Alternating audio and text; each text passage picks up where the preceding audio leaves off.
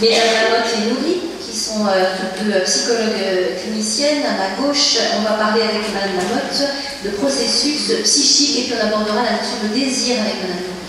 Je vous laisse la parole, Mesdames. Oui, bonjour. Donc, je vais vous parler de l'affiliation du point de vue psychique. Puisque vous savez qu'il y a trois axes, l'axe biologique, l'axe psychique et l'axe institut. Alors, l'affiliation se construit sur un plan psychique et conjugal. C'est ce qu'on appelle l'affiliation affective et imaginaire, en s'étayant sur un cadre juridique, c'est la relation instituée qui norme le parent. L'affiliation affective relie l'enfant au couple, d'où la filiation parentale, c'est-à-dire la filiation par la mère et par le père, donc au couple dont il est issu grâce au fantasme de désir qui a précédé avant sa venue au monde. Cet enfant, cette filiation constituée par le désir et le besoin réciproque des parents et de l'enfant, désir d'avoir un enfant, acceptation d'avoir un enfant, désir d'avoir des parents, acceptation de ces parents-là, se construit avec le temps et elle n'est jamais donnée. Donc toute famille s'inscrit dans une continuité générationnelle. Elle a pour projet de se perpétuer et de perpétuer la vie au-delà des changements, des traumatismes et des morts individuelles, tout en conservant son axe fondateur et son ancrage mythique. Toute famille s'inscrit dans une continuité. Jean Buyota définit le lien de filiation comme la façon dont l'individu se situe et est situé par rapport à ses ascendants et descendants. Il est important d'étendre la notion de filiation. Il s'agit de s'inscrire dans une filiation sur 3 générations, dans la lignée maternelle et dans la lignée paternelle. Effectivement, on ne peut devenir parent qu'en rapport avec ses propres parents. Être père, par exemple, renvoie l'identification ou la contre-identification à son propre père. Alors, d'un point de vue psychologique, la filiation est à entendre comme un processus, un travail appropriatif. Ainsi, la reconnaissance mutuelle, donc je parle de reconnaissance psychique, pas de reconnaissance judiciaire, la reconnaissance mutuelle contribue à la construction de la filiation. Alors, je vais différencier 2 actes de reconnaissance qui sont à l'œuvre entre le parent et l'enfant. Premier acte, c'est la nomination. La déclaration commune des parents. Cet enfant est le nôtre. Est renforcée, précisée par la mère quand elle s'adresse au père. Cet enfant, c'est celui que nous avons fait ensemble.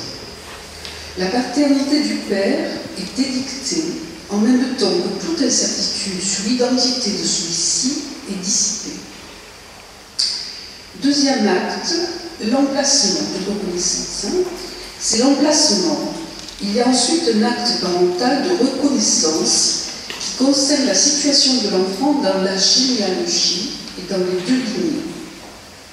Une place lui est allouée dans la chaîne de génération et sur l'échiquier familial. Il est l'enfant de tel parent, le frère ou la sœur de tel frère et sœur. Il occupe une place donnée dans la succession des naissances. Il a tel sexe.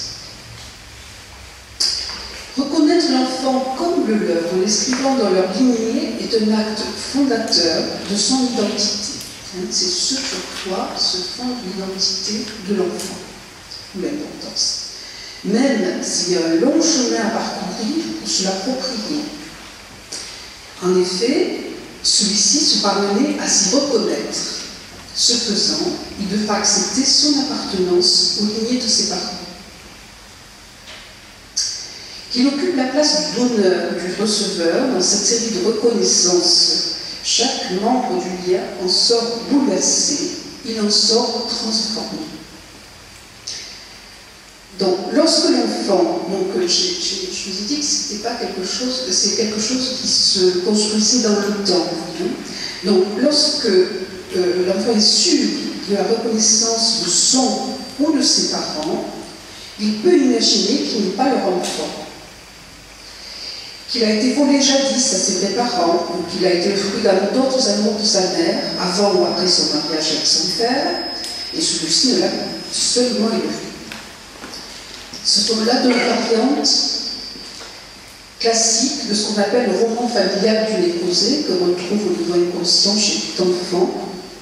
C'est un fantasme que l'enfant élabore au moment de l'Oedipe, face à la déception qu'il ressent quand il découvre que ses parents ne sont pas tels qu'il imaginait, ils ne sont pas les parents idéaux qu'il attendait.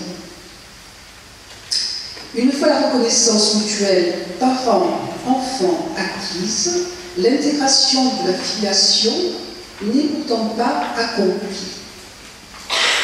À cette fin, il faut que l'emplacement d'un individu dans sa parenté et sa généalogie soit confirmé. Et c'est au moment de l'adolescence que cette question mûrit.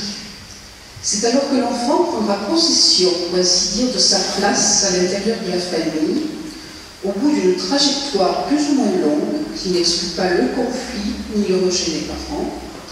Il lui arrive de se sentir mal et traiter injustement, mais cela ne touche pas la reconnaissance. C'est plutôt le sentiment de ne pas avoir de place dans la famille.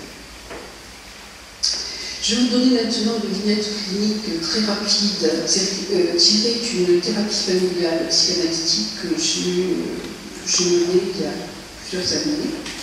Donc c'est une famille, pour illustrer un petit peu ce que je vous ai dit, le moment le plus vivant. Donc c'est une famille composée de deux parents, père et une mère, et de deux enfants, une petite fille qui avait à l'époque, je pense, 7 ans, et un petit garçon de 5 ans. Donc c'est une famille qui était dans une situation de crise familiale, et dans le cas à partir du moment où la maman a repris son travail, effectivement, et le symptôme pour lequel cette famille est venue consulter, c'était que Paul, âgé de 5 ans, se mettait continuellement en danger, jusqu'au jour où, tombé d'une souche d'armes, il se délie l'épaule, accident, anesthésie, restait une vilaine cicatrice qui nécessita une nouvelle opération pour la faire disparaître. Donc, le symptôme, si vous voulez, c'est cet enfant qui se mettait en danger, qui ne faisait que tomber. Alors, ce qui est particulier et qui est intéressant, c'est que ces comportements étaient vécus comme des tentatives de suicide, en résonance avec le vécu d'abandon que Paul criait haut et fort. « J'aimerais avoir une maladie. Comme ça, disait-il à sa mère, tu resterais avec moi. » Et il parlait de mourir quand il était en colère. Dans un deuxième entretien, les parents parlent de leurs difficultés. On a du mal à partager les tâches, les enfants, la maison. Quand le père a une activité avec les enfants, il n'aime pas que la mère soit là. D'ailleurs, au sujet du mot famille, la mère dira au cours d'un entretien « Je n'aime pas ce mot, il est lié. » Et le père, ému, il n'arrive pas à prononcer ce mot. On n'aime pas donner à l'extérieur l'image d'une famille, disent-ils. On est plutôt deux binômes. Lui se situe comme le père célibataire, se représente comme le père célibataire. C'est soit ma femme, soit mes parents, soit mes enfants, pardon. À ce moment-là, Paul tombe du fauteuil. Il faut le voir comme une résonance au niveau de l'enfant de ce que dit le père.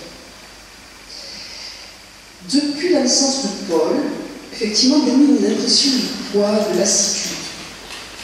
Quand les parents sont tous les deux, et quand ils voient leurs propres parents, ils décrivent comme une régression où l'un prend en charge l'autre. C'est-à-dire, ils ont du mal à sortir de ce statut d'enfant des parents, et en même temps, le couple s'est fondé sur le choix d'objet par étayage, c'est-à-dire sur le modèle de la relation parent-enfant. C'est ce qui ressort un petit peu des séances.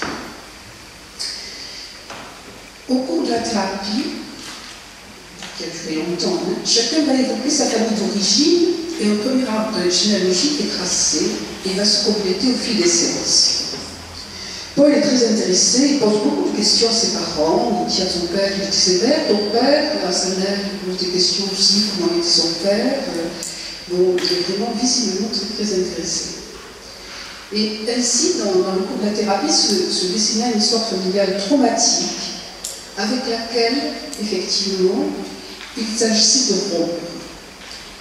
Il se défendait de ce qu'il vivait comme un destin, puisque dans la généalogie, on est comme des enfants abandonnés, des tentatives de suicide, des accidents.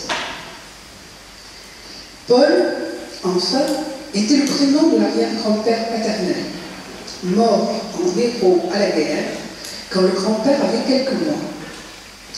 L'arrière-grand-père avait tenté de se suicider et s'était retrouvé mutilé. Ce sont là quelques éléments de l'héritage familial que Paul réveillait et réveillait. Ce travail a permis à Paul, dernier du nom, de trouver sa place dans la famille et de s'inscrire dans la lignée avec son identité propre. Monsieur put trouver sa place de père, ayant pu élaborer ce qui l'en empêchait. Et les parents se marièrent, puisqu'ils n'étaient pas mariés. Acceptant à cet acte symbolique de se reconnaître comme un couple de parents à l'origine d'une famille dans la succession de générations enfin différenciées. Je vous remercie. Merci Madame pour votre éclairage tout à fait intéressant. On reviendra tout à l'heure avec vous sur d'autres questions importantes.